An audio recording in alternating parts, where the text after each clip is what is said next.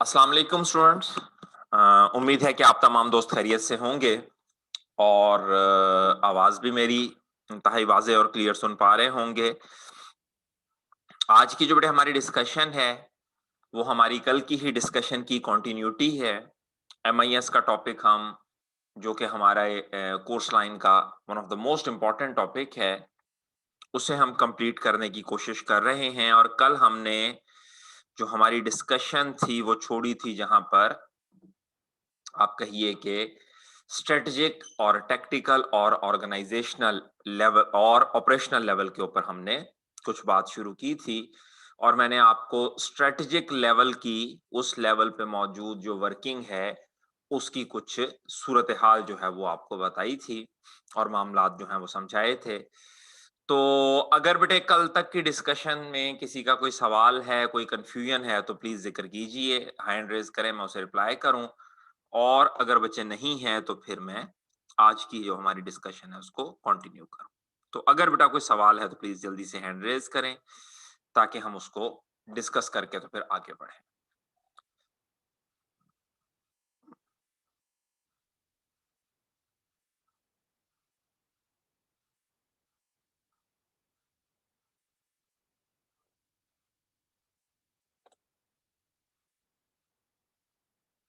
चलें, मेरा ख्याल है फिर कोई सवाल नहीं है। तो कल वाली बेटे जो हमारी डिस्कशन है उसी को ही हम थोड़ा सा आगे बढ़ाते हैं। अ,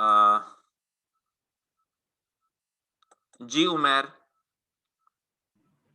सर आपने सर एक टर्म यूज की थी एफिशिएंट और सर एक ऑप्टिमल सॉल्यूशन। अच्छा जी। सर उसमें जरा सर काइंडली थोड़ा डिफरेंस बता दें। किस चीज में बेटे? ऑप्टिमम सॉल्यूशन में और तो सर एफिशिएंट। बेटा इफेक्टिव और एफिशिएंट जो हैं ये जिस जगह पर दोनों मिल जाएंगे, यानी एक सॉल्यूशन जो हमारे लिए मैक्सिमम इफेक्टिव भी है और मैक्सिमम एफिशिएंट भी है। अब अगला सवाल बेटा ये बनता है कि कौन सा सॉल्यूशन हमारे लिए मैक्सिमम इफेक्टिव और मैक्सिमम एफिशिएंट होगा। तो हमने कहा था जहां हमारी लगने वाली कॉस्ट कम से कम और मिलने वाला बेनिफिट ज्यादा से ज्यादा होगा। ठीक है, तो उस सॉल्यूशन को मेरे बच्चे हम क्या नाम देंगे? That would be called optimal the solution. Optimum solution. Sir mean efficient और ऑप्टिमल सॉल्यूशन सर ये दोनों सर सेम सेंस में यूज होते हैं। नहीं नहीं नहीं, सिर्फ एफिशिएंट सर की हमने बुनियाद, सिर्फ एफिशिएंट की बुनियाद पे आपने ऑप्टिमल कंसिडर नहीं करना। जी सर। हाँ, इफेक्टिव प्लस एफिशिएंट। जी सर। जो बेटे इफेक्टिव है इसका ताल्लुक है पर्पस की अचीवमेंट जी से, सर। जी सर। एफिशिएंट का और सर ताल्लुक है पर्पस की achievement using minimum minimum source. Possible resources. दोनों जी सर। मिलेंगे तो वो सॉल्यूशन ऑप्टिमम जी बनेगा। सर। जी sir thank you so much. Welcome मेरे बच्चे, वेलकम वेलकम। हाँ जी, कोई और कोई स्टूडेंट जिसका सवाल हो बेटा?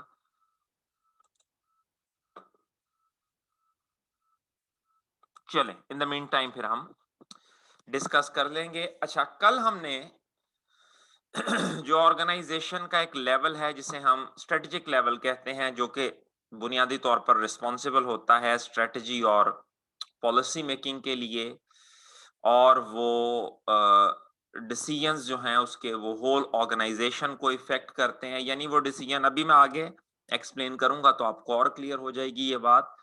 और इसके डिसीजंस नॉर्मली लॉन्ग टर्म होते हैं और मैनेजर जो हैं होते मैनेजर ही हैं, लेकिन इस लेवल पे जो मैनेजर्स हैं आप उनको डिफरेंट टाइटल्स से आइडेंटिफाई करेंगे। और वो टाइटल्स क्या हैं? वो डायरेक्टर हैं, जनरल मैनेजर हैं, मैनेजिंग डायरेक्टर हैं, प्रेसिडेंट्स हैं, वाइस प्रेसिडेंट्स हैं, चेयरमैन है, वाइस चेयरमैन है। इन नामों से आप इनको आइडेंटिफाई करेंगे। इसके बाद बेटे जो हमारे, अच्छा एक चीज यहाँ साथ साथ और भी आपको बताता और करवाता जाऊं कि बेटे जो आपका स्ट्रेटेजिक लेवल ऑफ ऑर्गेनाइजेशन होता है ना, स्ट्रेटेजिक लेवल ऑफ ऑर्गेनाइजेशन, ये बेसिकली इसकी कुछ जो नीड ऑफ इंफॉर्मेशन है। अब अगर तो मैं आपसे ये बात कहूं कि जी टाइप, तो आप फौरन मुझे बता देंगे कि सर इनका ना ज्यादा जो कंसर्न होगा इनको चूंकि स्ट्रेटजी और पॉलिसी बनानी है तो इनको रिक्वायर्ड होगी स्ट्रेटेजिक इंफॉर्मेशन, यानी जो स्ट्रेटेजिक, ये पहली बेटे टाइप बताने लगा हूं इंफॉर्मेशन की, स्ट्रेटेजिक इंफॉर्मेशन। और स्ट्रेटेजिक इंफॉर्मेशन जो है वो किनको, ये टाइप किसको सूट करेगी, ये सूट करेगी स्ट्रेटेजिक लेवल को while they are making strategies and policies. देखिए एक चीज और समझिएगा, इनको इंफॉर्मेशन हमेशा समराइज्ड फॉर्म में चाहिए होगी। ये बेटा अब मैं ये बात करने जा रहा हूं जो मैंने आप लोगों को कहा था, need, type and need of information. तो जरा उस पर हम बात करने जा रहे हैं कि इनको जो स्ट्रेटेजिक लेवल है ना, देखिए बेटा स्ट्रेटेजिक लेवल बहुत, जिसे कहें कि इनके ऊपर जबरदस्त प्रेशर होता है पूरी ऑर्गेनाइजेशन को लीड और गाइड करने का। तो डेफिनेटली इनको इंफॉर्मेशन बड़े स्ट्रेटेजिक फॉर्म और समराइज्ड फॉर्मेट में रिक्वायर्ड होती है। अब मैं जरा थोड़ा सा एज्यूम ये कर रहा हूं कि आप लोग कम से कम अकाउंटिंग की जो बेसिक्स हैं उनका आपको जरा पता है। तो बेटे आपकी कंपनी का एक सालाना इजलास हो रहा है जहां पर आपने अपनी कंपनी की पूरे साल की जो फाइनेंशियल कारकर्दगी है, फाइनेंशियल परफॉर्मेंस है, वो आपने प्रेजेंट करनी है। तो जरा 2 मिनट के लिए सोचिएगा कि आप एक कंपनी के सीईओ हैं और आप अपने general manager accounts and finance से पूछते हैं कि हाँ भाई पिछले पूरे साल में हमने क्या कमाया, क्या खर्च किया। तो वो आपके सामने टेबल के ऊपर कोई 5,000 10,000 वाउचर्स का या ट्रांजैक्शंस का या 25-30 रजिस्टरों का एक ढेर लगा दे, कहे सर ये सारा हमारा फाइनेंशियल डेटा है और मैंने इस डेटा को बड़ी एहतियात से, और देखें बड़ी अच्छी राइटिंग, नीले काले बॉल पॉइंट यूज करके मैंने बड़ा अच्छा सा इसको बनाया है। तो आप के पास कोई चारा नहीं इसके अलावा होगा कि आप उसका गला दबा दें कि भाई खुदा के बंदे, मैं यहाँ पर इसलिए बैठा हुआ हूँ कि मैं ये सारे अब ये वाउचर्स के जो ढेर हैं या रजिस्टरों के जो ढेर हैं, आप उसे कहेंगे भाई मुझे तो कुछ समराइज्ड दो फॉर्म, कंपनी ने कितना कमाया और कितना खर्च किया, the relationship between income and expense, वो आपको जल्दी से एक सफा निकाल के दे देगा, एक पेज निकाल के दे देगा और कहेगा सर ये हमारा प्रॉफिट एंड लॉस है। और मैं आपको कहता हूं कि अच्छा भाई फिर हमने एसेट और लाइबिलिटीज जो है हमारी, उनमें क्या कहानी आई, उनमें क्या मूवमेंट आई, तो वो फौरी तौर पर एक सफा निकाल के दे देगा जिसे बैलेंस शीट कहेगा। और फिर मैं उससे पूछूंगा कि भाई जो हमारी इक्विटी है और हमारे जो पैसे हैं, रिजर्व्स हैं, इनमें मूवमेंट किस तरह से आ रही है, हमारी अपनी इक्विटी, अब जो इक्विटी कितनी है, जो बोरोइंग है वो कितनी है, रिजर्व्स की मूवमेंट क्या है, कमाया हमने क्या, रखा हमने क्या, वो हमें एक स्टेटमेंट इक्विटी की प्रोवाइड कर देगा। अच्छा भाई जरा बताइएगा कैश किस तरह से मूव हुआ है, वो कैश फ्लो स्टेटमेंट। कहने का मकसद क्या कि बेटे टॉप लेवल को इंफॉर्मेशन जब भी चाहिए होगी ना, आप उसे इंफॉर्मेशन प्रोवाइड करेंगे समराइज्ड फॉर्म में, क्योंकि उन्होंने करने हैं कुछ बहुत बड़े बड़े डिसीजंस, उनके पास डेटा को मजीद एनालाइज करने का टाइम नहीं है। They need some summary information जिसके ऊपर बस उस समरी इंफॉर्मेशन पे वो एक नजर दौड़ाएं और फौरी तौर पर डिसीजन करें ताकि पूरी ऑर्गेनाइजेशन उस डिसीजन से फायदा उठा सके। फिर इनको बेटे जो इंफॉर्मेशन चाहिए होती है ना, वो इनफ्रीक्वेंट होती है या लेस फ्रीक्वेंट होती है। ठीक है, ऐसा नहीं है कि इनको ये कोई डेली बेसिस पे आपसे कंपनी के जो अकाउंट्स हैं वो बनवा के डेली बेसिस पे फाइनेंशियल स्टेटमेंट्स बनवा के देख रहे हैं, नहीं। नॉर्मली जो फाइनेंशियल स्टेटमेंट्स हैं वो बेटे क्वार्टर के बाद प्रेजेंट की जाती हैं। पहले 3 महीने का क्वार्टर मार्च में, फिर अगला क्वार्टर जून में जिसे हम हाफ ईयरली भी कहते हैं, फिर तीसरा क्वार्टर सितंबर में, और फिर चौथा क्वार्टर बेटा जिसे हम ईयरली सो 4 मर्तबा उन्होंने फाइनेंशियल, इसका ये मतलब नहीं है कि वो दरमियान में बनवा नहीं सकते, अगर जरूरत पड़ेगी तो बेटा बनवा भी लेंगे, लेकिन नॉर्मली क्या है कि भाई 4 एक मर्तबा आप इन्हें फाइनेंशियल स्टेटमेंट बना के दे दें, इनके लिए एनफ माना जाएगा। इनको इंफॉर्मेशन डेली बेसिस पे, आवरली बेसिस पे, फौरन फौरन फौरन इस तरह की शायद कुछ हो सकती है, जैसे बेटे कंपनी की शेयर प्राइस है, उसकी इनको अप टू डेट इंफॉर्मेशन में भी ये हर घंटे या ये हर 15 मिनट के बाद, लेकिन जो मेजॉरिटी ऑफ इंफॉर्मेशन जिससे ये डील करते हैं, मेजॉरिटी उसकी नेचर बेटे इनफ्रीक्वेंट होती है। ऐसा तो नहीं होता ना बेटा कि आप हर घंटे बाद कोई एसेट खरीद लें, या ऐसा तो नहीं होगा कि हर 1 घंटे के बाद आप कोई, जिसे कहें कोई लायबिलिटी जो है वो डिस्चार्ज करके बैठे हुए हो, ऐसा नहीं होगा। चीजें जो हैं वो इनफ्रीक्वेंट फॉर्म में आपको, इनको बेटे जो इंफॉर्मेशन चाहिए होती है उसमें एक चीज का और ख्याल रखिएगा, उसमें इंफॉर्मेशन ज्यादा एक्सटर्नल, ज्यादा और लेस इंटरनल होगी। कुछ बुक्स में बेटा स्टूडेंट्स ने मुझे दिखाया था और मैं स्टूडेंट्स को समझाता भी रहता हूं, कुछ किताबों वालों ने ये गलती की होती है, बल्कि की हुई है गलती, कुछ बुक्स मेरी बीएमबीएस की नजर से गुजरी थी, जो लोकल पब्लिशर्स हैं या हमारे माजत के साथ डिफरेंट और इदारे हैं जो उन्होंने लॉन्च की हुई है किताबें, वो यहाँ पे गलती से ये लिख देते हैं कि जी दे नीड ओनली एक्सटर्नल। नहीं भाई, एक्सटर्नल इंटरनल के बगैर तो डिसीजन लिया ही नहीं जा सकता। तो आपने अपने पास जहन में क्या रखना है कि भाई इनको इंफॉर्मेशन दोनों तरह की ही चाहिए, एक्सटर्नल भी चाहिए, इंटरनल भी चाहिए, लेकिन इनका ज्यादा जो फोकस होगा वो किस चीज के ऊपर होगा, एक्सटर्नल इंफॉर्मेशन पे। डॉलर की प्राइस कैसे फ्लक्चुएट कर रही है, इनका कंसर्न होगा। स्टॉक मार्केट किस तरह से फ्लक्चुएट कर रही है, इनका कंसर्न होगा। स्टेट बैंक ऑफ पाकिस्तान ने इस मर्तबा मॉनेटरी पॉलिसी में जो इंटरेस्ट रेट में चेंज की है वो कितनी की है, काइबर किस तरह से मूव कर रहा है, कंपेटिटर ने कौन सा नया मॉडल लॉन्च कर दिया है, ठीक हो गया। इंटरनेशनल जो लॉज हैं उनमें क्या तब्दीलियां आई हैं, क्या मामला है इनका। दोबारा से बेटे अपनी बात दोहरा रहा हूं, सुनिएगा जरा।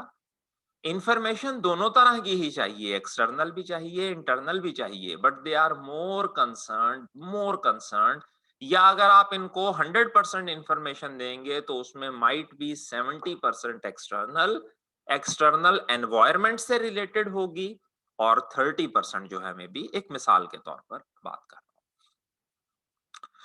अच्छा जी, और फिर मैंने समझाया था कि इनके पास जो है वो स्ट्रेटेजिक इंफॉर्मेशन होगी, स्ट्रेटजीज को, पॉलिसीज को और इन चीजों को ये कंसर्न करेंगे।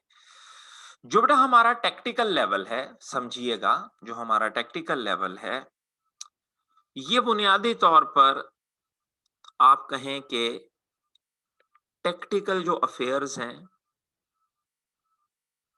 ठीक है, तकनीकी अफेयर्स, जो टॉप लेवल मैनेजमेंट है उसने तो बेटे बना दी ना, स्ट्रेटजी एक बना दी, अब उस स्ट्रेटजी को अचीव कैसे करना है। यानी for example sir Ahmad Jabbar एक पॉलिसी बनाते हैं या एक स्ट्रेटजी बनाते हैं कि यार हम इस तरह करते हैं कि हम हर सब्जेक्ट का जो हम 1.5 घंटे की क्लास लेते हैं, और फॉर एग्जांपल मैं अपने ही सब्जेक्ट की बात करूं कि भाई बीएमबीएस की 1.5 घंटे की 5 क्लासों की बजाय अगर हम 3-3 घंटे की 2 क्लासें कर दें तो ये ज्यादा बेनिफिशियल होगा, ठीक है। टीचर के पास ज्यादा टाइम होगा, वो ज्यादा प्रैक्टिस करवा सकेगा, बीच में एक 10 मिनट की ब्रेक दे दें ताकि बच्चे रिफ्रेश हो जाएं। ये उन्होंने एक स्ट्रेटेजी बनाई है, ठीक है, उन्होंने कुछ एनालिसिस किया। अब देखिए बेटा इस स्ट्रेटेजी को इम्प्लीमेंट कैसे करना है, इस स्ट्रेटेजी को चलाना कैसे है, टीचर्स को कैसे तैयार करना है, टीचर्स के भी कुछ कंसर्न्स होंगे, स्टूडेंट्स के भी कुछ कंसर्न्स होंगे, इस स्ट्रेटजी को टाइम टेबल में कैसे इम्प्लीमेंट करना है, मसले मसाइल्स को किस तरह से एड्रेस करना है, कैंपस किस वक्त खोलना किस वक्त बंद करना, ये चीजें मैम शाजिया देखेंगी।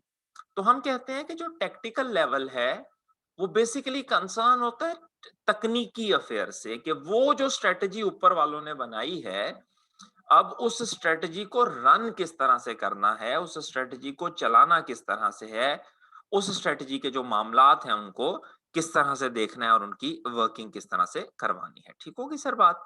जो टेक्टिकल हमारे पास सेकंड जो लेवल ऑफ मैनेजमेंट है।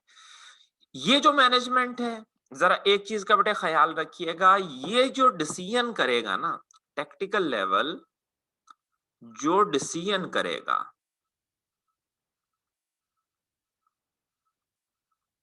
इनके डिसीजंस बेटे मेनली कंसर्न्ड होंगे पर्टिकुलर डिपार्टमेंट्स के साथ। ठीक है, जैसे फॉर एग्जांपल एक कंपनी ने, समझिएगा तवज्जो से जरा बात को समझिएगा, एक कंपनी ने स्ट्रेटजी बनाई है कि जी हमने प्रॉफिट 10% बढ़ाना है। एक कंपनी ने स्ट्रेटजी बनाई है कि हमने प्रॉफिट 10% इंक्रीज करना है, एनहेंस करना है। अब बेटा देखिएगा, उस 10% प्रॉफिट को इंक्रीज करने में सेल्स डिपार्टमेंट क्या करेगा, परचेज डिपार्टमेंट क्या करेगा, प्रोक्योरमेंट डिपार्टमेंट क्या करेगा, एक्सपोर्ट डिपार्टमेंट क्या करेगा, प्रोडक्शन। देखें सिंपल सी बात है, प्रॉफिट किसी एक ने तो नहीं बढ़ाना, सारे मिलके काम करेंगे तो प्रॉफिट बढ़ेगा। तो टैक्टिकल डिपार्टमेंट फिर बेटा टैक्टिक्स बनाएगा कि अच्छा भाई सेल वाले क्या करें ताकि प्रॉफिट 10% बढ़ जाए, परचेज वाले क्या करें प्रॉफिट 10% बढ़ जाए। तो जो टैक्टिकल लेवल के बेटे डिसीजंस होंगे, इनकी एप्लीकेशन ज्यादा आपको नजर आएगी किस लेवल के ऊपर, डिपार्टमेंट लेवल के ऊपर। फिर उसके बाद इनके डिसीजंस के लिए ना जो बेटा हम टर्म यूज करते हैं वो मीडियम टर्म या मिड टर्म हम कहते हैं। जैसे हमने उनके लिए कहा था ना कि लॉन्ग टर्म होते हैं अबव 3 और 5 इयर्स, इनके लिए बेटे हम कहते हैं मिड टर्म होते हैं। मिड टर्म से बेटे मुराद क्या होती है कि 3 या 5 साल से कम लेकिन 1 साल से ज्यादा के होंगे, मोर देन 1 ईयर और लेस देन 3 और 5 इयर्स। ठीक होगी बात, मीडियम टर्म होंगे। उतने लॉन्ग टर्म नहीं होंगे जितने स्ट्रेटेजिक के हैं, और बेटे उतने शॉर्ट टर्म नहीं होंगे जितने ऑपरेशनल के हैं। इस लेवल पे भी जो लोग हैं, इस लेवल पर भी जो लोग हैं वो बेटे आपको, आप उन्हें क्या कहेंगे, दे आर मैनेजर्स। और उनके जो टाइटल हैं वो नॉर्मली आपको नजर आएंगे like senior manager, like deputy manager, like assistant manager. ठीक है, इस तरह के जॉइंट मैनेजर, इस तरह के टाइटल्स जो हैं वो आपको यहाँ पर नजर आएंगे। अच्छा, फिर उसके बाद जो ऑपरेशनल लेवल है हमारा, ऑपरेशनल लेवल, इस ये लोग बेटे नॉर्मली कंसर्न होंगे कि अब जो वो टैक्टिक्स बनी हैं उन टैक्टिक्स के ऊपर बेटा अमल किस तरह से करना है, वो टैक्टिक्स करके किस तरह दिखानी है। मैं दोबारा कॉलेज वाली एग्जांपल पे ही आता हूं। मोहतरम सर अहमद जब्बार साहब ने ये स्ट्रेटजी बनाई कि जनाब अब हम लॉन्ग ड्यूरेशंस के लेक्चर किया करेंगे और हफ्ते में बच्चों को सैटरडे, फ्राइडे, सैटरडे और संडे 3 दिन ऑफ कर दिया करेंगे ताकि वो अपने घर बैठ के, आने जाने का वक्त उनका जाया ना हो, और वो अपने घर बैठ के उन 3 दिनों में वो सारे स्टफ को रिवाइज करें। और उनको 3 दिन छुट्टी देने के लिए अब हम क्या करेंगे, हम अपने लेक्चर्स की ड्यूरेशंस को इंक्रीज कर देंगे। ये स्ट्रेटजी बनाई है, उन्हें कुछ फायदा नजर आया होगा इसमें। ये स्ट्रेटजी मैम शाजिया के पास आई, मैम शाजिया ने टीचर्स को बताया कि भाई आप लोगों ने ये करना है। सर कयूम से डिस्कस किया कि भाई रूम्स वगैरह किस तरह अरेंज करने हैं, और आप लोगों ने किस तरह, आपकी टीम ने किस तरह वर्किंग करनी है।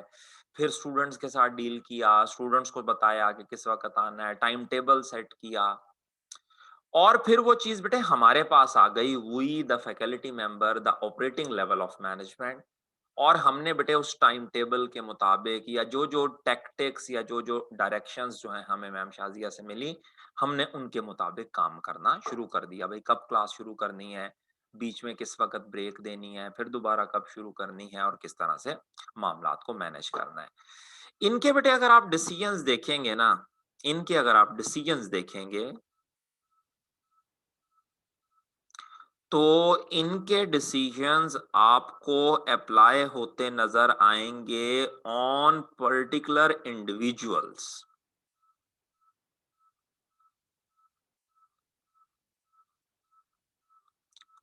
ठीक है, एक डिसीजन है जो स्पेसिफिकली मेरे लिए है, एक डिसीजन है जो स्पेसिफिकली माइट बी जो है आप कहें कि इकोनॉमिक्स वाले सर के लिए है, एक डिसीजन जो है वो स्पेसिफिकली कुछ किसी और बंदे सर कयूम के लिए है। सो पर्टिकुलर इंडिविजुअल पे ये डिसीजंस जो हैं ये अप्लाई होते हुए नजर आएंगे और इनके डिसीजंस की रेंज मेरे बच्चे शॉर्ट टर्म होगी, शॉर्ट टर्म रेंज होगी। अब दोस्तों देखिएगा, शॉर्ट टर्म से मुराद क्या है? 1 ईयर और लेस देन 1 ईयर।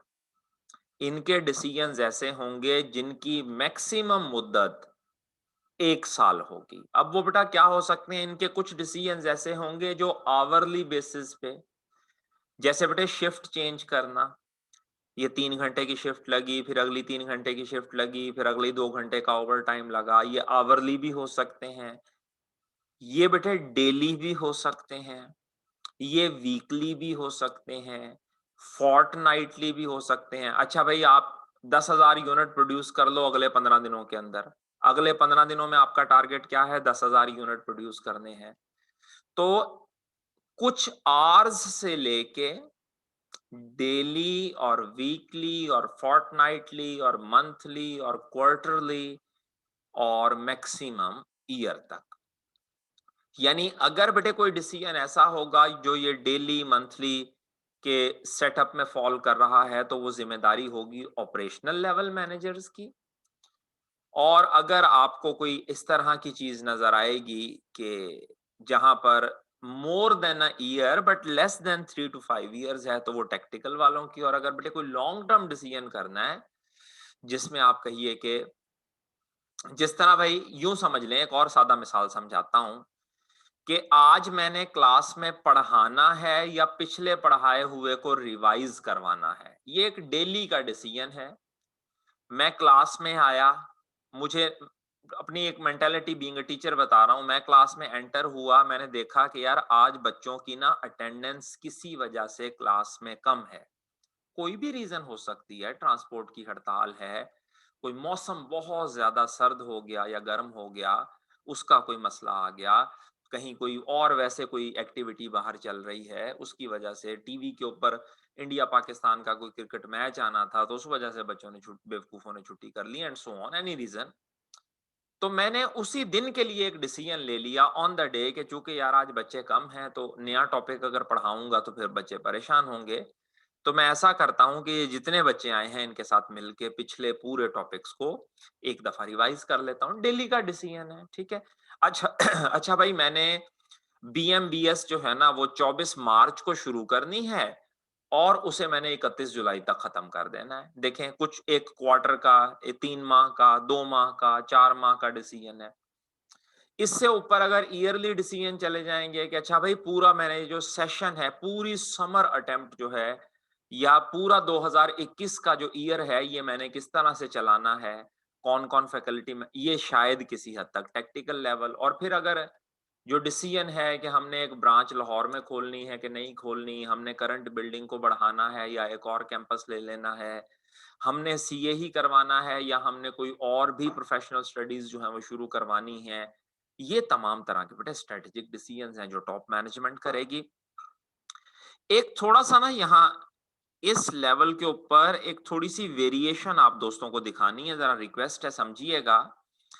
अभी तक तो मैं यही पढ़ा रहा आ रहा था ऊपर कि भाई इस लेवल के ऊपर, इस लेवल के ऊपर जो लोग होते हैं, जो मैनेजर होते हैं,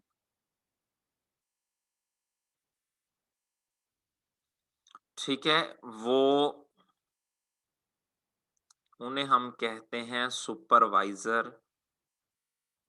और मैनेजर की बेटे पहले मैंने एक डेफिनेशन आप लोगों को समझाई हुई है। 2-3 मैंने चीजें बताई थी। पहली बात मैंने बताई थी भाई मैनेजर वो है जो परफॉर्म करता है फंक्शंस ऑफ मैनेजमेंट। दूसरी बात मैंने ये समझाई थी, वो न सिर्फ अपने काम के लिए रिस्पॉन्सिबल होता है बल्कि अपने सबॉर्डिनेट्स के, अपने को वर्कर्स के काम के लिए भी रिस्पॉन्सिबल होता है। तीसरी बात मैंने ये समझाई थी कि लोग उसे आंसरेबल होते हैं।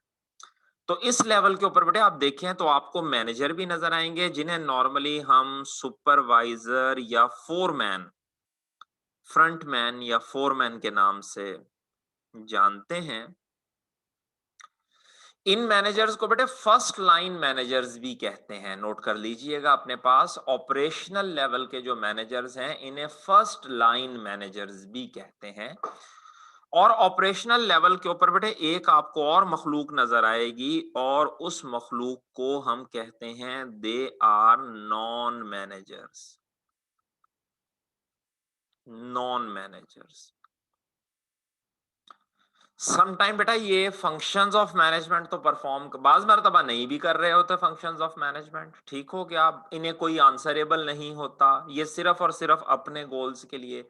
जैसे बेटा एक मजदूर है, प्रोडक्शन डिपार्टमेंट में खड़ा है, हमने उसको एक मशीन के सामने खड़ा कर दिया और हमने कहा भाई इस तरफ से तू ये मटेरियल डालता रहा और दूसरी तरफ वो मटेरियल आगे मूव करता चला जाएगा, बस सिंपल सी बात है। एक मजदूर है, मैंने उसको एक शीशे की लाइट वाली टेबल के ऊपर खड़ा कर दिया, सामने खड़ा कर दिया और मैंने कहा यार कपड़ा तेरे सामने से गुजरता जाएगा, देखते जाना, अगर दरमियान में से कपड़े में कहीं नुक्स नजर आए तो वहां पे रोक लेना और उतनी जगह से उसको काट देना और फिर आगे शुरू कर देना काम। तो वो वहां पे बैठा बैठे अपना काम करता जा रहा है, वो सिर्फ अपने गोल के लिए रिस्पॉन्सिबल है, कोई उसे आंसरेबल नहीं है एंड सो ऑन। सो इसमें नॉर्मली जो है बेटा वो हम इंक्लूड करते हैं हमारी लेबर की जो वर्क फोर्स होती है, वर्क फोर्स जिसे उर्फ आम में बेटे आप लेबर कहते हैं,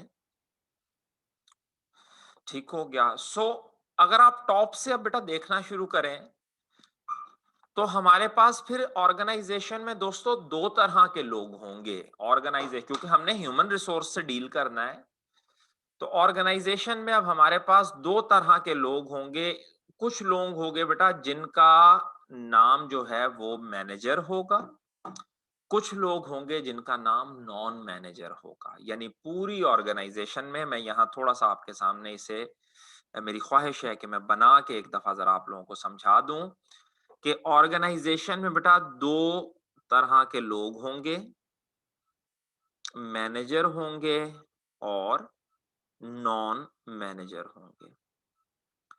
जो मैनेजर हैं उनकी निशानी क्या होगी? They will perform functions of management, they would be responsible for their own goals and also the goals of their co-workers and at the same time number of people would be answerable to them. On the other hand non manager वो होंगे, ये functions नहीं perform कर रहे होंगे बेचारे, बेचारे हमें निकल के अगर मुंह से, फंक्शंस नहीं परफॉर्म कर रहे होंगे, ये अपने गोल के लिए ही बेटे रिस्पॉन्सिबल होंगे और इन्हें कोई आंसरेबल नहीं होगा। ये तीनों कंडीशंस पूरी होना जरूरी होती हैं। हाँ मैनेजर्स में बेटा देख लीजिएगा, फंक्शंस मैंने आप लोगों को समझाए थे, डिफरेंट फंक्शंस हैं। प्लानिंग का फंक्शन है, डिसीजन मेकिंग का फंक्शन है, कंट्रोलिंग का फंक्शन है, कोऑर्डिनेशन का फंक्शन है। सिंपल सी बात है, जो मैनेजर बेटा स्ट्रेटेजिक लेवल पे बैठा होगा वो क्या फंक्शंस परफॉर्म करेगा? Strategic planning, strategic control, strategic directions, strategic coordination, ठीक है, स्ट्रेटेजिक डिसीजन मेकिंग। जो मैनेजर बेटा टैक्टिकल लेवल पे बैठा होगा वो किस तरह की, वो टैक्टिकल प्लानिंग करेगा, टैक्टिकल कंट्रोल करेगा, टैक्टिकल कोऑर्डिनेशन करेगा, टैक्टिकल डायरेक्शंस देगा, टैक्टिकल डिसीजन मेकिंग करेगा। जो मैनेजर बेटा ऑपरेशनल लेवल पे बैठा होगा वो ऑपरेशनल डिसीजंस करेगा, ऑपरेशनल प्लानिंग करेगा। बिल्कुल सिंपल सी बात है, जो बेटे ऑपरेशनल प्लानिंग है वो अंडर होगी टैक्टिकल प्लानिंग के, और जो टैक्टिकल प्लानिंग है वो अंडर होगी स्ट्रेटेजिक प्लानिंग के। ठीक है ना, सिंपल असूल क्या है ऑपरेशंस का? ऑपरेशंस की जो सबॉर्डिनेशन है वो टैक्टिक्स पे है और बेटे टैक्टिक्स की जो सबॉर्डिनेशन है वो स्ट्रेटेजिक के ऊपर है। इसी तरह से एक चेन के अंदर पूरी की पूरी ऑर्गेनाइजेशन जो है वो काम करेगी। तो ये जो बुनियादी डेफिनेशन मैंने आप लोगों को बताई है मैनेजर और नॉन मैनेजर की और इनके बेसिक जो फंक्शंस बताए हैं उनको आपने जरा मद्देनजर रखना है। अब हम दोबारा अगर वो नीड वाली बात की तरफ चलें, नीड वाली डिस्कशन की तरफ, तो बेटा जो ऑपरेशनल लेवल है, ऑपरेशनल लेवल, इनको बेटा कौन सी, इनको ऑपरेटिंग इंफॉर्मेशन की, ऑपरेशनल इंफॉर्मेशन की जरूरत होती है। ऑपरेशनल इंफॉर्मेशन, क्योंकि बेटे इनके डिसीजन ऑपरेशनल है, इनको इंफॉर्मेशन बेटे डिटेल्ड में चाहिए, पूरे डिटेल में। मतलब फॉर एग्जाम्पल अगर टोयोटा कंपनी के वर्कर्स ने गाड़ी बनानी है तो उनको बेटे गाड़ी का पूरा नक्शा चाहिए, कंप्लीट नक्शा, जिसमें एक एक पुर्जा, एक एक पेच, एक एक तार, एक एक कनेक्शन, एक सिंगल सेंसर, हर चीज की बेटे उसके अंदर पूरी डिटेल्ड ड्राइंग मौजूद हो, तो फिर वो गाड़ी बनाना शुरू करेंगे। अदरवाइज बेटा वो गाड़ी आप उनको मोटी मोटी बातें बता दें, वो कहेंगे नहीं जी ऐसे गाड़ी नहीं बनती। हमें अगर इंफॉर्मेशन देनी है तो किस शक्ल में देनी है? We need detailed information. Sorry. इसी तरह से बेटे अगर फॉर एग्जाम्पल मोहतरम अहमद जब्बार साहब के पास इंफॉर्मेशन जाती है कॉलेज की, तो क्या इंफॉर्मेशन जाएगी भाई? पूरे हफ्ते में कितनी या पूरे महीने में या पूरे सेशन में टोटल क्लासेस कितनी हुई हैं, टोटल टोटल आवर्स कितने लगे हैं, ओवरऑल कितने percent student on average present रहे, ओवरऑल कितने परसेंट स्टूडेंट एब्सेंट रहे, लीव कितनों ने ली, टोटल कितना रेवेन्यू हमें फी की शक्ल में मिला है, टोटल हमने खर्चे, यानी आप देखें जरा मोटी मोटी फिगर्स उनको मिल रही हैं। लेकिन अगर आप बेटे हमारे लेवल पे ऑपरेटिंग लेवल पे आए तो हमें हर डिटेल चाहिए। हमें स्टूडेंट का रोल नंबर, आप लोगों का कितना, में बुरा भी आप लोगों को लगता होगा कि यार क्या सर हमारा सर खाए जा रहे हैं, रोल नंबर लिखो रोल नंबर लिखो, बट बेटा we need that information. Roll number क्या है, बच्चे का नाम क्या है, ये एएफसी में इसने सब्जेक्ट्स क्वालिफाई कर लिए हैं, अगर नहीं किए तो खुदा ना खास्ता कौन सा सब्जेक्ट वहां रहता है, एएफसी में ये क्या पढ़ के आया है, उससे पहले इसने क्या पढ़ा हुआ है, क्लास कितने बजे शुरू होगी, कितने बजे खत्म होगी, उसमें कितने बच्चे होंगे, किस रूम में क्लास। आप गौर करें हमें जो इंफॉर्मेशन मिल रही है वो बहुत डिटेल्ड इंफॉर्मेशन हासिल हो रही है।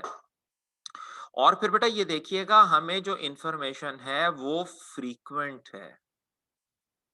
फॉर एग्जाम्पल जैसे आप लोगों की बेटे अटेंडेंस लगानी होती है तो वो हम रोजाना लगाते हैं। माइट भी पॉसिबल अगर कोई बड़ी क्लास हो, बड़ी से बेटे मेरी मुराद ये है कि 1.5 घंटे की 2 क्लासें इकट्ठी हो जाए, तो माइट भी हम दोनों क्लासों में अलग अलग अटेंडेंस लगाएं, ताकि ये देखें कि यार बीच में कोई बच्चा फुर तो नहीं हो गया। तो कहने का मकसद क्या कि हमारी इंफॉर्मेशन जो है जो हमें चाहिए वो हमें हमें अटेंडेंस का रिकॉर्ड डेली डेली चाहिए। हमें बच्चों की, अगर कोई बच्चा लीव पे है तो वो रिकॉर्ड हमें डेली चाहिए। हमने क्या पढ़ाना है और क्या नहीं पढ़ाना ये भी हमें डेली मालूम होना चाहिए। तो we need information on frequent basis. और हमारी इंफॉर्मेशन जो है, हमारी इंफॉर्मेशन जो है ये बेटे मोर इंटरनल होगी। हमारी इंफॉर्मेशन मोर इंटरनल और लेस एक्सटर्नल होगी। मोर इंटरनल और लेस इंटरनल होगी। ठीक हो गया? ज्यादा हमें जो इंटरनल है, जैसे बेटा मैंने अभी आपको टोयोटा की चले ऐसे देख लेते हैं, एक ये देखिएगा, हमें ज्यादा ना इंटरनल इंफॉर्मेशन चाहिए, बच्चा, उसका नाम, उसका रोल नंबर, ऑलरेडी क्या पढ़ा हुआ है, हमारे पास क्या एनरोल, क्लास कितने बजे शुरू, कितने बजे। अच्छा, फॉर एग्जांपल स्कैन्स वाले एक नया कैंपस बना रहे हैं, पैक वाले फैसलाबाद में अपना एक कैंपस एस्टेब्लिश करना चाह रहे हैं, ठीक है, या गवर्नमेंट ऑफ पाकिस्तान ने जो एजुकेशनल इंस्टीट्यूट्स हैं इनके प्रॉफिट के ऊपर टैक्स का रेट थोड़ा चेंज कर दिया है। ये बातें भी हमसे कंसर्न करती हैं, मैं ये नहीं कहूंगा हमसे कंसर्न नहीं करती, लेकिन बेटा ये हमारा उतना लंबा चौड़ा कंसर्न नहीं है। अगर स्कैन्स वाले नया कैंपस बना रहे हैं तो उससे मेरी क्लास को तो कोई फर्क नहीं पड़ेगा, मेरे पढ़ाने को तो कोई फर्क नहीं पड़ेगा। मैं टिप्स में पढ़ा रहा हूँ, खुदा ना ख्वास्ता अगर कहीं कुछ ऐसा मामला बनता है तो माइट भी मैं जाके स्कैन्स में नौकरी करना शुरू कर दूंगा। ठीक है, इधर भी जॉब कर रहा हूँ उधर भी जॉब कर रहा हूँ। ज्यादा कंसर्न बेटा, ज्यादा कंसर्न मैं किस किस चीज से रहूंगा? इंटरनल से। दोबारा बात की जरा तसहीह करवा दूं, आप लोगों के जहन में याद दहानी करवा दूं, बेटा पेपर में गलती से कहीं ये नहीं लिखाइएगा कि strategic management is only concern with external information and operational management is only concern with internal information. Always there is a balance, always there is a balance. Strategic is more concerned with external affairs, more concerned, but it doesn't mean कि उनको internal नहीं चाहिए। At the same time जो operational management है, their concern is more towards internal information, but it doesn't mean कि जी उनको external की कुछ खबर ही नहीं होगी। भाई ऑर्गेनाइजेशन में रहते हैं, पागल तो नहीं है, पता तो उनको भी होगा कि एनवायरनमेंट में क्या हो रहा है। टेक्निकल में मैं आपको बेटा एक छोटी सी टेक्निक समझा दूं याद रखने की, और फिर आप खुद ही बड़ी आसानी से इसको लिख देंगे। टेक्निकल में बेटे दोनों चीजें मॉडरेट हो जाएंगी, मॉडरेट।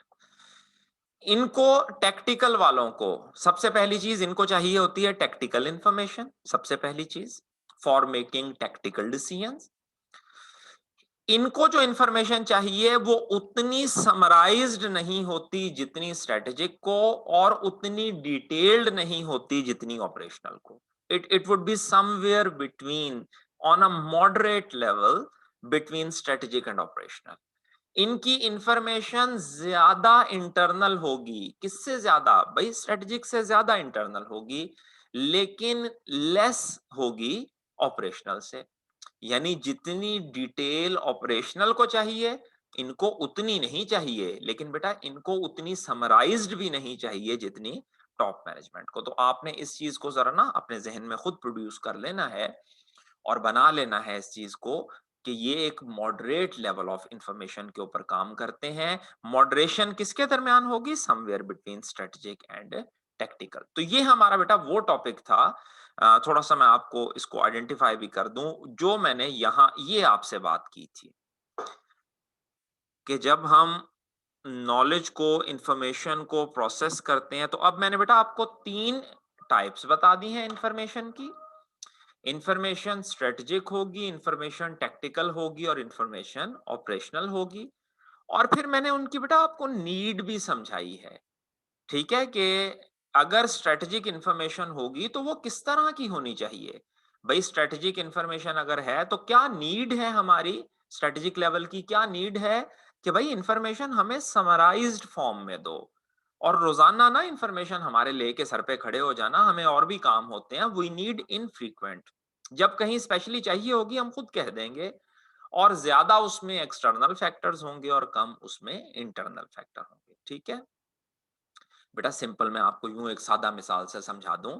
जैसे घर में ना चाय तो सारे ही पीते हैं, चाय सारे पीते हैं, लेकिन फॉर एग्जाम्पल अगर अब आप जैसे यंग हैं, छोटी उम्र में हैं, यंग हैं अभी, अम्मा जब आपके लिए चाय बनाती होंगी तो उसमें दूध जरा ज्यादा डाल देती होंगी कि भाई अभी ये छोटा है, यंग है, जरा मिल्क का इनटेक, मैं पत्ती का ना हल्का सा इशारा ही बीच में करती होंगी, क्योंकि दूध पीने से बच्चे जरा चालू होते हैं, तो वो पत्ती के जरा टी का कलर आ जाएगा तो बच्चा, बेसिकली उनकी कोशिश क्या होगी कि आप दूध की मिकदार जो है वो ज्यादा यूज। मैं जरा थोड़ा सा मिडिल एज में हूं, तो भाई हमें जरा पत्ती वत्ती जरा ज्यादा डाल के, या अब मुझसे भी कोई बुजुर्ग होगा, खुदा ना खास्ता अगर वो डायबिटिक है, तो वो उसकी आप जो चाय है उसमें आप चीनी सिरे से ही नहीं डालेंगे, या मे बी कोई आर्टिफिशियल स्वीटनर जो है वो उसके अंदर आप डालें। कहने का मकसद क्या है, चाय ही, लेकिन बेटा डिफरेंट लेवल के ऊपर उसकी नीड डिफरेंट है इंफॉर्मेशन ही। कहीं डिटेल्ड चाहिए, कहीं समराइज चाहिए, कहीं फ्रीक्वेंट चाहिए, कहीं इनफ्रीक्वेंट चाहिए, कहीं ज्यादा एक्सटर्नल चाहिए, कहीं ज्यादा इंटरनल चाहिए, एंड सो ऑन। यहां पर एक छोटी सी मैं ब्रेक लेता हूं, और ब्रेक से बेटे मुराद ये है कि यहां तक प्लीज मुझे कंफर्म करें, अभी तक जो मैंने पढ़ाया, मैं इसको जरा थोड़ा सा इसका साइज जो है वो रिड्यूस करके तो कोशिश करता हूं कि ये सारी जो हमारी डिस्कशन है ये एक ही स्क्रीन के ऊपर आ जाए, लाइक दिस। और अब मेरे बच्चे आप मुझे बिल्कुल स्टार्ट से लेके जहां से हमने डिस्कशन शुरू की थी, सिस्टम की, open system, close system, dynamic system, static system, system के कंपोनेंट्स, फिर हमने डेटा की प्रोसेसिंग की, इंफॉर्मेशन की, डिसीजन मेकिंग की, फिर डेटा की टाइप्स देखी, प्रोसेसिंग की टाइप्स देखी, फिर हमने इंफॉर्मेशन की देखी कि इंफॉर्मेशन में जो हमारे पास है इंफॉर्मेशन का रोल क्या है, फिर आज मैंने पढ़ा दिया कि इंफॉर्मेशन की टाइप क्या है, इंफॉर्मेशन की नीड क्या है। फिर बेटे डिसीजन मेकिंग की मैंने टाइप्स पढ़ा दी कि स्ट्रेटेजिक हैं, सॉरी डिसीजन मेकिंग की टाइप्स बेटे मैंने पढ़ा दी, स्ट्रक्चर्ड हैं, अनस्ट्रक्चर्ड हैं। अच्छा चलें यही देखें, छोटी सी यहाँ एक बात और ऐड कर दूं, पेपर में कहीं वो आपसे पूछ ले कि जी डिसीजंस की टाइप्स क्या होती हैं, तो आप डिफरेंट टाइप्स लिख सकते हैं। आप कह सकते हैं कि जी डिसीजन स्ट्रेटेजिक भी होते हैं, टैक्टिकल भी होते हैं, ऑपरेशनल भी होते हैं, डिसीजन स्ट्रक्चर्ड भी होते हैं, डिसीजन अनस्ट्रक्चर्ड भी होते हैं, डिसीजन सेमी स्ट्रक्चर्ड भी होते हैं। अल्हम्दुलिल्लाह ये सब हमने पढ़ा हुआ है। फिर उसके बाद मैंने आपको बताया था कि भाई ये जो डेटा, इंफॉर्मेशन, ये जो डिसीजन मेकिंग है, सारा मिलके हमारे पास एक चीज बनती है जिसे हम इंफॉर्मेशन सिस्टम कहते हैं। इंफॉर्मेशन सिस्टम की इफेक्टिवनेस और एफिशिएंसी को बढ़ाने के लिए हम कुछ प्रोसीजर, कुछ प्रोसेस, कुछ टेक्नोलॉजीज, कुछ हार्डवेयर, कुछ सॉफ्टवेयर यूज करते हैं जिसे हम इंफॉर्मेशन टेक्नोलॉजी। तो आप क्या कहिएगा कि information technology is a part of information system, is the component of information system. और कोई हमसे पूछे कि भाई आपने ये कंपोनेंट क्यों इंट्रोड्यूस करवाया है, तो आप कहिएगा ताकि हमारे इंफॉर्मेशन सिस्टम की इफेक्टिवनेस और एफिशिएंसी में इंक्रीज आ सके। और फिर उसके बाद बेटे मैंने आपको 3 लेवल्स पढ़ाए हैं ऑर्गेनाइजेशन के, स्ट्रेटेजिक लेवल, टेक्टिकल लेवल और ऑपरेशनल लेवल। इस लेवल के ऊपर होता क्या क्या है, इस लेवल को कौन कौन सी इंफॉर्मेशन चाहिए और इनकी इंफॉर्मेशन की नीड जो है वो, अगर इनको स्ट्रेटेजिक चाहिए तो वो कैसी होनी चाहिए। अगर बेटा स्ट्रेटेजिक इंफॉर्मेशन आप डिटेल्ड बना देंगे तो वो फायदा नहीं देगी। स्ट्रेटेजिक इंफॉर्मेशन है प्लस है स्ट्रेटेजिक, लेकिन मुझे कैसे चाहिए, I need this information in summarised form, I need this information in in infrequent basis, ठीक हो गया, infrequent manner and so on, जो हमने डिटेल। तो रिक्वेस्ट मेरे बच्चे ये है कि यहाँ तक मेरे बच्चों का कोई क्वेश्चन, कोई कंफ्यूजन किसी पॉइंट पे आपको महसूस हो कि यार ये चीज हमें क्योंकि कल थोड़ी सी एक डिस्कशन ग्रुप के अंदर हुई थी जिसके अंदर मैं समझता हूँ कि मैंने उसके ऊपर ओरिएंटेशन में थोड़ी सी रोशनी डाली थी, लेकिन कल उस्ताद मोहतरम अहमद जब्बार साहब ने बहुत अच्छा एक कम्प्रीहेंसिव सी गाइडेंस जो है ग्रुप में दी है। और मैं उम्मीद करता हूँ कि बच्चों के जहन से ना काफी हद तक अब वो जो एक डाउट सा है कि जी कैफ 4 पढ़ें या ना पढ़ें, पढ़ें या ना पढ़ें, तो उम्मीद है बेटा कि कल अहमद साहब ने जो गाइडेंस दी है उसके बाद वो जो डाउट है वो खत्म हो जाना चाहिए। पता नहीं कोई और एक टीचर थे, उन्होंने कुछ गाइडेंस दी थी हमें, तो खैर फ्रैंकली स्पीकिंग बेटा मैंने तो उनका नाम भी पहले नहीं सुना। जैसे देखे ना कुछ टीचर्स हैं जो प्रोमिनेंट टीचर्स हैं, मतलब फॉर एग्जांपल अगर मैं लाहौर की बात करूं तो लाहौर में अतीकुर रहमान साहब हैं, आबदी साहब हैं, उनका अच्छा नाम है कैप 4 के हवाले से। कराची की अगर मैं बात करूं तो मैडम हैं एक समिया मेरे ख्याल उनका नाम है, वो भी बहुत मशहूर टीचर हैं कैप 4 के लिए।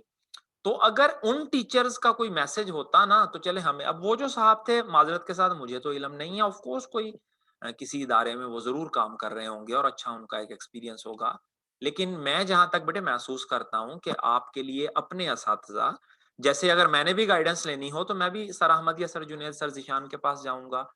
तो ऑफ कोर्स बेटा उनके कल वाली जो डिस्कशन है उसके बाद डाउट्स जो हैं अब वो काफी हद तक खत्म हो जाने चाहिए और आपको सीरियसली अपनी स्टडी के ऊपर जो है वो फोकस करना चाहिए। बहरहाल ये भी जैसा मैंने ओरिएंटेशन में समझाया था, सब्जेक्ट है, इसके भी 100 मार्क्स हैं, इसकी भी तैयारी में पूरी कंसंट्रेशन लगेगी ही तो ये पास होगा और अल्टीमेटली आपको फ्यूचर में बेनिफिट देगा। तो यहाँ तक मेरे बच्चे कोई कंफ्यूजन या कोई मसले मसाइल अगर हो तो प्लीज बताइएगा ताकि मैं उसकी एक्सप्लेनेशन करूँ।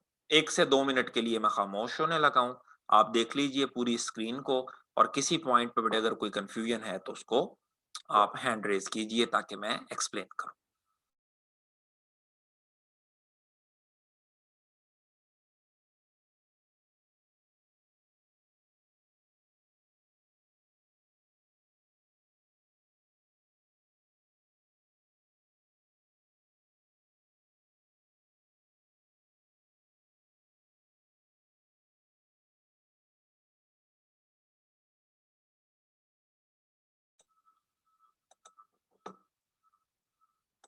जी बेटा। जी सर। सर ये क्वेश्चन था सर, स्ट्रेटेजिक लेवल पे सर आपने लॉन्ग टर्म में बताया कि 5 ईयर से ज्यादा होगी सर इनकी जो सी बेटे प्लानिंग हो। 3 to 5 ईयर, कुछ किताबें 3 जी सर। लिखती हैं, 5 लिखती हैं। जी जी सर। तो सर ऐसा भी तो सर पॉसिबल हो सकता है कि सर इनकी जो सी स्ट्रैटेजी या सर जो सी पॉलिसी हो वो सर 1 ईयर पे डिपेंड करे, जैसा कि सर आपने एग्जांपल दी कि 1 ईयर प्रॉफिट 10% इंक्रीज करेंगे हम। बेटा देखिएगा, एक चीज समझिएगा, हमारे पास ना एक एक बड़ा बुनियादी फर्क है, इस फर्क को जरा समझिएगा, मेजॉरिटी स्टूडेंट्स यहाँ गलती करते हैं। बेटे साइंसेस ना दो तरह की हैं, काके सुन आवाज आ रही है मेरे बच्चे आपको? सर जी जी सर। साइंसेस ना मेरे बच्चे दो तरह की साइंसेस हैं। एक साइंसेस होती हैं जिन्हें हम कहते हैं they are pure sciences, pure sciences like mathematics है, फिजिक्स है। प्योर साइंसेस के जो असूल है ना वो हमेशा सेम रहते हैं। जैसे बेटे स्मॉल जी की वैल्यू गालिबन 9.7 होती है, आपने साइंसेस पढ़ी होगी, आइडिया होगा। पाई की वैल्यू 22 ओवर कितनी होती है पाई की वैल्यू? मेरी सर याद सर मैंने आईकॉम की। चलो आईकॉम में भी बेटा अगर मैं आपसे बात कर लूं सिंपली एक, चलो जी आईकॉम में ये तो पढ़ा होगा ना पुत्र के कहीं पे अगर कोई अमाउंट हो रही है, आप कैश रिसीव कर रहे हैं, तो बेटा हमेशा उसके लिए आप जी क्या सर। करेंगे? डेबिट की नोटेशन ही यूज करेंगे। जी सर। जी सर। ऑस्ट्रेलिया में कैश रिसीव करें फिर भी डेबिट ही होगा, पाकिस्तान में रिसीव करें बेटा फिर भी डेबिट। इसको वो प्योर साइंस है। हम जो पढ़ रहे हैं ना मेरे बच्चे ये है सोशल साइंस, ठीक है, इससे सोशल साइंस। यहां पर असूल हमेशा सेम नहीं रहेंगे। जब बेटा वो सेम नहीं रहेंगे तो फिर हम किस तरह से तय करेंगे? हम कहेंगे यार मेजॉरिटी ऑफ टाइम क्या होता है, जी ठीक सर। है। यानी अगर मोहतरम अहमद जवार साहब या सर जिशान वगैरह डिसीजन लेते हैं तो हमने देखा है कि मोस्टली वो इन्वॉल्व होते हैं ऐसे डिसीजंस में जिनका जो मूवमेंट है बेटे वो 3 साल या 5 साल से ऊपर का होता है। मैंने बेटे मिसालें जी आपको सर। क्या दी? नई ब्रांच एस्टेब्लिश करनी है या नहीं करनी? बेटा जरा खुद थोड़ा सा सोचिएगा, एक नए शहर में अगर हमने ब्रांच बनानी है तो बेटा क्या वो 1 महीने के लिए या 1 साल के लिए या 6 माह सर के लिए बनाएंगे हम? सर ये तो सर एग्जांपल समझ आ गई सर आपकी। सर मैं बात बेटा कर रहा था कि मैं ऐसा भी बात तो मुकम्मल पॉसिबल कर हो लूं, सकता है। मैं बात मुकम्मल कर लूं जी जी जरा, सर। ठीक है। जी सर। क्या ख्याल है, मैं सेकंड जो एक शहर में बेटा मैं कैंपस बनाने लगा हूं, ऐसा तो नहीं वो कैंपस मैं हमेशा किस चीज के लिए बनाऊंगा? सर फॉर फर्दर प्रोसेस और सर। लॉन्ग टर्म ही फ्यूचर। बनाऊंगा ना, जी लॉन्ग सर। टर्म में भी 3 इयर्स के लिए, 4 इयर्स के लिए, 5 इयर्स के लिए, कम से कम इतना तो जहन में रखूंगा। यानी फॉर एग्जांपल जी अगर मैं लाहौर में कैंपस बनाना चाहता हूं तो मैं अपनी जेब में कम से कम कितने सालों के रिसोर्स रखूंगा? कितने सालों के बेटा? 3 साल के, 5 ईयर सर। 5 इयर्स के, ठीक है। आप इस जी डिसीजन को सर। कहेंगे कौन सा डिसीजन है? स्ट्रेटेजिक। अच्छा गौर करें बेटा, स्ट्रेटजी। अब एक चीज जरा कंसिडर कीजिएगा। हम चाहते हैं हम चाहते हैं कि हम अपना प्रॉफिट 10% एनहेंस करें। बेटा क्या इस चीज को आपने क्वेश्चन किया कि सर ये 1 ईयर है, बेटा क्या अगर ईयर 2021 में मेरा प्रॉफिट 10% इंक्रीज हो जाता है तो क्या ये सिर्फ ईयर 2021 की ही एफर्ट की वजह से इंक्रीज हुआ है या जो मैं पिछले सालों में भी काम करता आया हूं उसकी वजह से? सर 6 सालों की वजह से भी सर। अल्टीमेटली इसका मतलब बेटा क्या हुआ कि प्रॉफिट में जो इंक्रीज आना है वो हमारी शॉर्ट टर्म एक्टिविटीज की बजाय ज्यादा किसके ऊपर डिपेंड कर रहा है? हमारी लॉन्ग टर्म एक्टिविटीज की वजह से, ठीक है। मार्केट के अंदर बेटे, मार्केट के अंदर, हमारी मार्केट के अंदर, मतलब फॉर एग्जांपल चलें जी आप लाहौर जाते हैं, लाहौर जाके आपसे किसी से पूछते हैं यार मैंने सीए करना है मैं कहां जाऊं, वो कहता है यार आप पैक में चले जाओ, ये बड़ा पुराना इंस्टीट्यूट है। अब आप भी पैक में चले गए, मैं भी पैक में चला गया, कोई और बच्चा भी पैक में चला गया, हम जो 3-4 बच्चे पैक में चले गए और इस साल उनके बच्चों की तादाद और ज्यादा हो गई, तो बेटा वो जो बच्चों की तादाद ज्यादा हुई है क्या उसका ताल्लुक सिर्फ इसी साल से है? क्या ख्याल है काके? No sir, sir last sir depend करेगा उनके रिजल्ट, उनकी हाँ रिव्यू कि सर जो पिछले उनकी। कितने सालों से मेरे बच्चे जो वो एफर्ट कर रहे हैं और रिजल्ट्स दे रहे हैं और मेहनत कर रहे हैं उसके नतीजे में इस साल का उनका प्रॉफिट जो है वो 10% इंक्रीज हो गया। तो बेटा जब मैं ये कहता हूं ना कि जी इस साल का प्रॉफिट 10% इंक्रीज करें तो इसको बेटे हम शॉर्ट टर्म इसलिए नहीं मानते, इसको हम मीडियम टर्म इसलिए नहीं मानते हैं कि बेटा इस साल में जो प्रॉफिट बढ़ा है वो सिर्फ इसी साल की मेहनत का नतीजा नहीं है, बल्कि उसके पीछे बेटे लॉन्ग टर्म, बहुत लॉन्ग टर्म प्लानिंग और लॉन्ग टर्म वर्किंग और लॉन्ग टर्म प्रोफाइल काम कर रहा है तो फिर प्रॉफिट इंक्रीज हुआ है। ओके, वो बात कुछ समझ आई है आपको, क्लियर हुई है थोड़ी बात? जी सर। हाँ, कि जब भी आपने बेटे स्ट्रेटेजिक लेवल कंसिडर करना है ना, तो आपने यही कंसिडर करना है कि जी most of the time they are engaged in what type of decision, strategic decision. इसका ये मतलब नहीं है कि ये शॉर्ट टर्म ले नहीं सकते, भाई शॉर्ट टर्म ले सकते हैं डिसीजन, क्यों नहीं ले सकते, लेकिन हमने मोस्ट ऑफ द टाइम इनको कौन से डिसीजंस करते देखा है, strategic decision, long term decision, तो बेटे हम इनसे फिर लॉन्ग टर्म ही sir associate. Long term. Done हुई सर बात? जी सर। कंफ्यूजन तो नहीं कोई? जी sir, thank you so much. Welcome बेटा, वेलकम वेलकम। हाँ जी सर, किसी और का सवाल हो बेटा? जी हमजा। जी अस्सलाम वालेकुम सर। सर वालेकुम सलाम मैंने बेटा। सर जो आप पढ़ा रहे हैं सर हम साथ साथ समझी तो जा रहे हैं, लेकिन सर अभी याद करना शुरू नहीं किया। ने आपसे पूछना है सर, आप नोट से रीडिंग वो जो थोड़ा बहुत होता है सर वो भी कराएंगे, हम शुरू कर दें याद करना हमजा सर? आपने हुक्म किया तो बेटा फौरी तौर पर, ऐसे कैसे हो सकता है कि हमजा साहब हुक्म करें तो हम उस हुक्म के ऊपर लबैक ना कहें, लें जी आ लो जी, या ਤੁਹਾਡੇ सामने नोट्स आ गए, ए ओपन हो गया जी। हमजा साहब आपने हुक्म किया सर, छोड़ेंगे नहीं इंडिया को।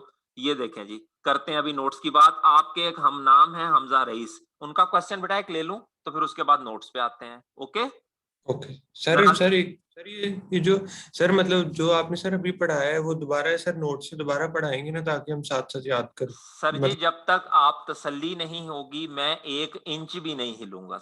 और हुक्म कीजिए। Okay sir. जब आप कहेंगे सर जी ओके हो गया हर चीज अब पढ़ाने का मुझे ये ना कहिएगा कि सर एक एक लफ्ज करके बेटा पढ़ो, नहीं नहीं नहीं नहीं सर, वो ये नहीं, एप्पल है, वो ये नहीं, बस बनाना है, ऐसे तो नहीं कर नहीं नहीं पढ़ाऊंगा। सर, बस हाँ, जब सर तक बेटे बस आप, मैंने कहा जब तक मेरे बच्चे आप लोग मुतमईन नहीं होंगे सर हमारी तरफ से ओके है, नेक्स्ट टॉपिक पे इंशाल्लाह मैं मूव नहीं बस करूंगा। सर नोट से बस एक दो सर ओवरव्यू हो जाए ना बस सर सर, बस आप बाकी सर आपने हुक्म करिए साथ। हुणे ही सर, हुणे ही राइट नाउ एडी अर्जेंट सर्विस कितने मिल दी है। मैं एक और क्वेश्चन है बेटे हमजा रईस का, वो जरा पिक कर दूं। जी Hamza, the second Hamza, Hamza Raees, roll number 1 अल्लाह। सर। अस्सलाम वालेकुम सर। वालेकुम सलाम जी बेटा। सर ये उसका ऑपरेशन का और टैक्टिकल का टर्नओवर डिफाइन कर दें दोबारा। बेटे जो टेक्टिकल है ना, टेक्टिकल ये मोर देन, आप यूं कहें कि टेक्टिकल लॉन्ग टर्म से कम और शॉर्ट टर्म से ज्यादा है। तो शॉर्ट टर्म की बेटे हमने लिमिट क्या लगाई थी, 1 ईयर, और लॉन्ग टर्म की बेटे लिमिट क्या लगाई थी, 3 इयर्स। तो बेटा जो 3 से कम है और 1 से ज्यादा है।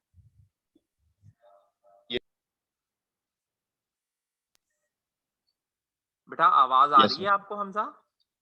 Yes sir. हाँ, जो बेटे 1 से ज्यादा है और 3 से कम है वो टेक्टिकल है। ठीक। और सर ऑपरेशन में? ऑपरेशन में बेटे Yes, sir. 1 year, maximum 1 year, 1 साल या Yes. 1 साल से कम। Yes sir. इसमें आपने यूज किया था एसएम सीनियर मैनेजर और डीएम क्या था? बेटे डेप्यूटी मैनेजर। Deputy manager. जी, yes, senior thank you sir. Senior manager, deputy manager, assistant manager, वो फिर मुख्तलिफ ऑर्गेनाइजेशन में मुख्तलिफ नाम होते हैं उनके। अगर आप बैंक्स में चले जाएं तो वहां ग्रेड होते हैं, ग्रेड 1, ग्रेड 2, ग्रेड 3।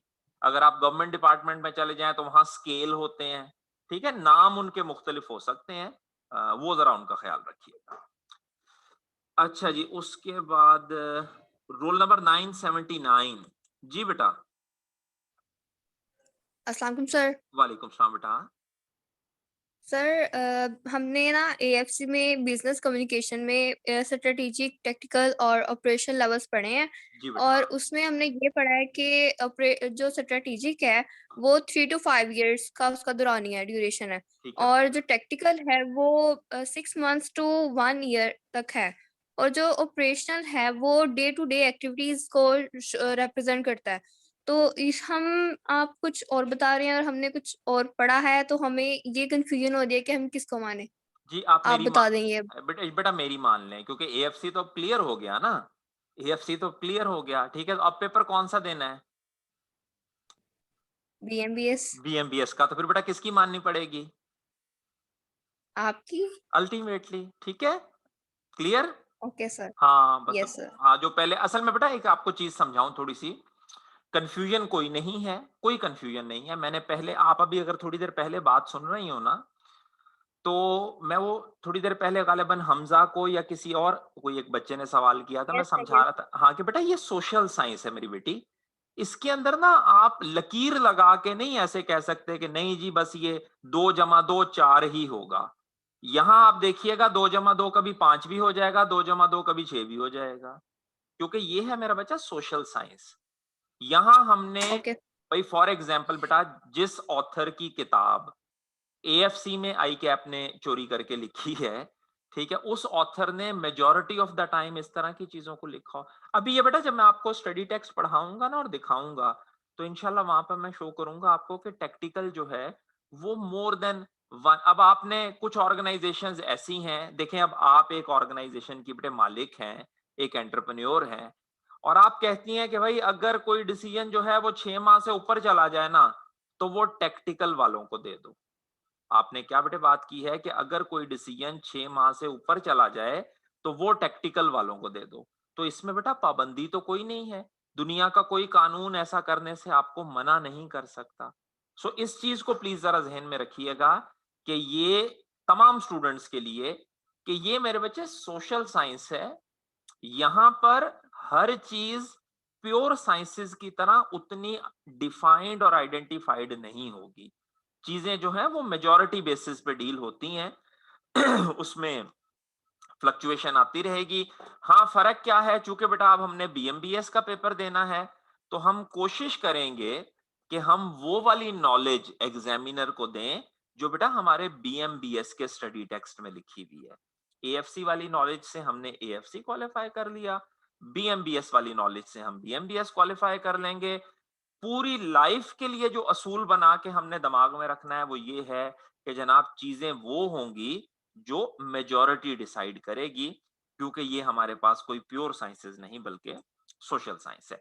अच्छा अब थोड़ा सा आप लोगों ने चूंकि बेटा वीकेंड है और वीकेंड के ऊपर एक बड़ा जो जबरदस्त काम होता है वो ये होता है कि अभी आपको सैटरडे भी आपकी क्लास नहीं होगी बीएमबीएस की, संडे भी आपके पास, तो तकरीबन 2 दिन पूरे आपके पास होंगे और इन 2 दिनों में बेटे आपने अच्छे से चीजों को रिवाइज करना है। पेज नंबर 230 नोट्स में पेज नंबर 230, और अगर कोई बच्चा बेटे नोट्स के अलावा स्टडी टेक्स्ट से या किसी और किताब से पढ़ रहा है तो वो भी जो भी आप लोगों का रेलेवेंट पेज नंबर बन रहा है वो ओपन कर लें जहां से बेटे हमारा ये चैप्टर शुरू हो रहा है। स्क्रीन पे भी आप इसे देख पा रहे होंगे। इनपुट डिवाइसेस बेटे क्या होती हैं, आउटपुट डिवाइसेस क्या होती हैं, सीपीयू क्या होता है, सुपर कंप्यूटर क्या है, मेन फ्रेम क्या है, मिनी क्या है, ठीक है, पोर्टेबल कंप्यूटर्स क्या हैं जैसा कि बेटे ये लैपटॉप्स वगैरह या ये मोबाइल फोन्स या टैबलेट पीसीज आप यूज कर रहे हैं, कीबोर्ड्स क्या होते हैं, टच सेंसिटिव स्क्रीन्स क्या होती हैं, एमआईसीआर, ओसीआर, ओएमआर वगैरह, माइस, माउस, ट्रैक बॉल वगैरह, वॉइस डेटा एंट्री, बारकोड्स हैं, ठीक है, फिर उसके बाद डिजिटल कैमरास हैं। हर डिवाइस के बेटे बेनिफिट्स क्या हैं, ठीक है, और उसके लिमिटेशंस क्या हैं, बुलेट्स की शक्ल में मैंने प्रॉपर आइडेंटिफाई करके लिख दी हैं। फिर उसके बाद मेरे बच्चे डिजिटल कैमरास जो हैं वो क्या होते हैं। दरमियान में अगर जो आप बेटा ये ग्रे एरियाज देख रहे हैं, ये grey areas basically I cap के क्वेश्चंस हैं जो मैंने आपको समझाया था कि प्रैक्टिस के लिए मैंने इसमें इंक्लूड किए हैं। इसमें अगर आप राइट हैंड पे देखेंगे तो A16 जो है ये शो कर रहा है ऑटम 2016 जो अटेम्प्ट है। लेफ्ट पे बेटे अगर आप देखें तो क्वेश्चन नंबर और उसका पार्ट नंबर, और फिर नीचे अगर आप देखें तो उसके मार्क्स जो हैं वो लिखे हुए होंगे। अगले 2 दिनों में बेटा जो आपने रिवाइज करना है और जो पढ़ना है उसमें आपने ये क्वेश्चंस नहीं करने। ये क्वेश्चन मैं खुद आपको क्लास में खुद करवाऊंगा और तरीका बताऊंगा कि क्वेश्चन को रीड कैसे करना है, उसमें से इंपॉर्टेंट इंफॉर्मेशन कैसे निकालनी है और किस तरह से उसको आंसर करना है। ये इंशाल्लाह पूरी प्रैक्टिस मैं खुद करवाऊंगा। आप लोगों ने सिर्फ ये जो आइडेंटिफाई मैं कर रहा हूं इसको वीकेंड के ऊपर रिवाइज कर लेना है। और इसे भी बेटा मैं रिवाइज करने के लिए आप लोगों को इसलिए दे रहा हूं, 2 बातें हैं। पहली तो बात कि बेटा ये चीजें बड़ी कॉमन हैं। अब मैं क्लासरूम में बिठा के आपको पढ़ाता रहूं कि कीबोर्ड क्या होता है, माउस क्या होता है, तो बेटा ये सिंपली आपका टाइम जाया करने वाली बात है। और उससे भी एडवांस चीज ये है कि ये तमाम चीजें आप अपनी AFC की किताब अभी आपके पास ही पड़ी होगी, अगर किसी को नहीं दी तो वहां से आप बेटा स्टडी टेक्स्ट से खोल के देखिएगा, एग्जैक्ट वर्ड टू वर्ड वही चीजें हैं जो आई कैप ने उठा के इधर छाप दी हैं। और मुझे इसलिए भी ज्यादा अंदाजा है कि काफी अरसा मैं खुद भी AFC लेवल पे IT पढ़ाता रहा हूँ। वही मॉनिटर है, प्रिंटर है, स्पीकर्स हैं, प्रोजेक्टर है। स्टोरेज डिवाइसेस में बेटे primary storage, secondary storage, offline storage, online storage, ये सारी चीजें वही AFC वाली हैं। नेटवर्क्स हैं, फिर उसके बाद हाँ सिस्टम और उसकी आर्किटेक्चर है, ये भी वहां मौजूद है। क्लाइंट सर्वर भी बेटा वहां पे मौजूद है, पूरी आगे जो कॉन्फ़िगरेशन वगैरह। लोकल एरिया नेटवर्क क्या होते हैं, वाइड एरिया क्या होते हैं, लैन और मैन में डिफरेंस क्या होता है। पेज नंबर 237 तक हम पहुंच गए हैं। मेट्रोपॉलिटन एरिया क्या होता है। अब बेटा पेज नंबर 237 के एंड और 238 से एक्चुअल कहानी शुरू होती है। ये वो कहानी है जो आपने AFC में नहीं पढ़ी, बल्कि बेटा पिछले 2-3 दिनों के अंदर हम पढ़ रहे हैं। मैंने सबसे पहले बेटे आपको समझाया कि इंफॉर्मेशन सिस्टम क्या होता है, पूरी तफसील आपको बताई, क्या क्या इसके कंपोनेंट्स होते हैं। फिर आपको इंफॉर्मेशन टेक्नोलॉजी भी मैंने समझाई कि इंफॉर्मेशन टेक्नोलॉजी पार्ट है इंफॉर्मेशन सिस्टम का, जिससे उसकी इफेक्टिवनेस बढ़ेगी। Business system, information technology, information management.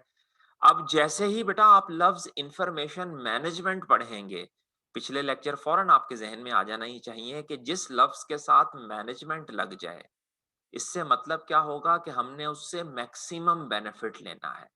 जैसा मैंने आपको समझाया था बेटे टाइम मैनेजमेंट, तो इससे मुराद क्या है, टाइम को इफेक्टिवली और एफिशिएंटली यूज करना। डेटर मैनेजमेंट मैंने क्या समझाया था भाई, डेटर को इफेक्टिवली और एफिशिएंटली यूज करना। इंफॉर्मेशन मैनेजमेंट से भी बेटे क्या मुराद है, इंफॉर्मेशन को इफेक्टिवली और एफिशिएंटली यूज करना।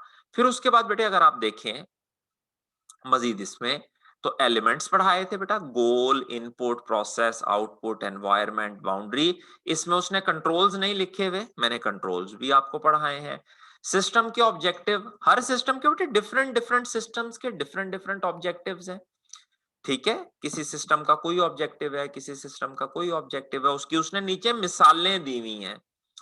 बेटा एक सिस्टम है, उसका ऑब्जेक्टिव क्या होगा कि सेल्स बढ़ाए, ठीक है। एक सिस्टम है, उसका ऑब्जेक्टिव क्या होगा कि प्रोडक्शन की क्वालिटी बढ़ाए। सो हर, फिर उसके बाद कंट्रोल सिस्टम है, इसमें मेरे बच्चे मैंने आपको ओपन लूप भी पढ़ाया है, क्लोज लूप भी पढ़ाया है, दोनों के दरमियान डिफरेंस भी पढ़ाया है।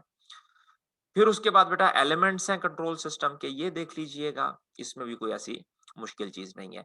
स्ट्रेटेजिक इंफॉर्मेशन क्या होती है, ये भी पढ़ाया है। नीचे स्ट्रेटेजिक इंफॉर्मेशन की बेटे कुछ मिसालें उसने दी हुई हैं, वो पढ़ा दी हैं। टेक्निकल इंफॉर्मेशन क्या होती है बेटा, वो पढ़ा दिया है, नीचे उसकी कुछ मिसालें उसने दी हुई हैं, वो पढ़ा दिया है। ऑपरेशनल इंफॉर्मेशन क्या होती है, उसके नीचे उसने कुछ मिसालें दी हैं। ऑपरेशनल में बेटे देख लीजिएगा, डेली होगा, लेटेस्ट इन्वेंट्री लेवल्स होंगे, ठीक हो गया, और बाकी सारी बातें। यहाँ जो अभी थोड़ी देर पहले गुड़िया मुझसे सवाल पूछ रही थी, ये देख लें, यहाँ भी उसने वर्ड डे टू डे ही यूज किया है, ठीक है। अपने जहन में रखिएगा, जो चीजें बेटे वन ईयर तक की है ना, 1 ईयर और लेस देन 1 ईयर, वो हम ऑपरेशनल में कंसिडर करते हैं। 1 ईयर से अबव जो है उसको हम टेक्टिकल में, और जो 3 और 5 ईयर से अबव है वो लॉन्ग टर्म में। असूल यही है बुनियादी। बाकी मैंने जैसे आपको बताया कि ये कोई 14 नकात तो है नहीं कि हमेशा सेम रहे, class to class, sorry case to case vary करेंगे।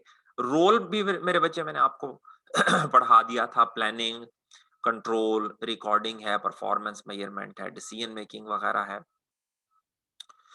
फिर उसके बाद डेटा एंट्री और बैच प्रोसेसिंग क्या होती है, ऑनलाइन प्रोसेसिंग क्या होती है, और बेटे रियल टाइम प्रोसेसिंग क्या होती है, और इनके एडवांटेजेस और डिफरेंट एडवांटेजेस, और इनके दरमियान फिर उसने बेटे एक कंपैरिजन जो है वो किया हुआ है। तो आप लोगों ने मेरे बच्चे पेज नंबर 242 तक पढ़ना है।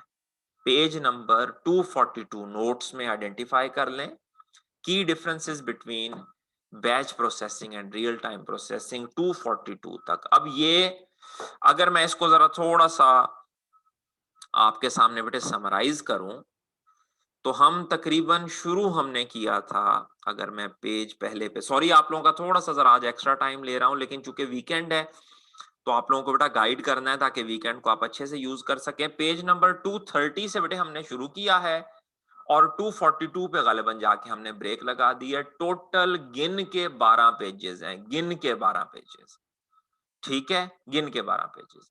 दो दो पेजेस करके भी बेटा पढ़ेंगे ना, 1 घंटे में को 2 को पेज पढ़ लिए फिर छोड़ दिया, फिर दोपहर के वक्त को 2 को पेज पढ़ लिए, फिर यानी 6 पेजेस अगर आप कल पढ़ लें सैटरडे को, और 6 पेजेस बेटे अगर आप संडे को पढ़ लें, तो आराम से आपका होमवर्क खत्म हो जाएगा। और अगर आपने बेटा 6 पेजेस पूरे सैटरडे में पढ़ने हैं, तो बेटा 2 पेजेस भी अगर आप 1 घंटे में पढ़ लें, तो आप बेटा तकरीबन पूरे दिन में 3 घंटे लगा के आप आसानी से, कहने का मकसद क्या, कोई लंबा चौड़ा होमवर्क नहीं है जिसे आप लोग अपने लिए अजाब समझना शुरू कर दें। जस्ट थोड़ा सा काम है, एक अच्छे से इसको नजर दौड़ा लीजिएगा, अच्छे से समझ लीजिएगा, और जहां जहां क्वेश्चन हो बेटा उसको हाईलाइट कर लीजिएगा, ताकि फिर हम मंडे को जब हमारी मुलाकात हो तो हम अच्छे से अपनी डिस्कशन को कंक्लूड कर सकें। इन द मीन टाइम पूरा वीकेंड जो है वो मैं व्हाट्सएप ग्रुप पे आपके साथ हूं, तो अगर कोई क्वेश्चन हो तो जैसा मैंने समझाया था बड़ा आसान तरीका है, उसकी तस्वीर खींचिए और ग्रुप में बेटा उसे शेयर कीजिए, ग्रुप में ही मैं आंसर करूंगा ताकि तमाम स्टूडेंट्स जो हैं उससे बेनिफिट उठा सकें। ठीक हो गया सर, बहुत शुक्रिया, thank you very much specially for your extra time, और मुलाकात होती है मंडे को। अल्लाह हाफिज।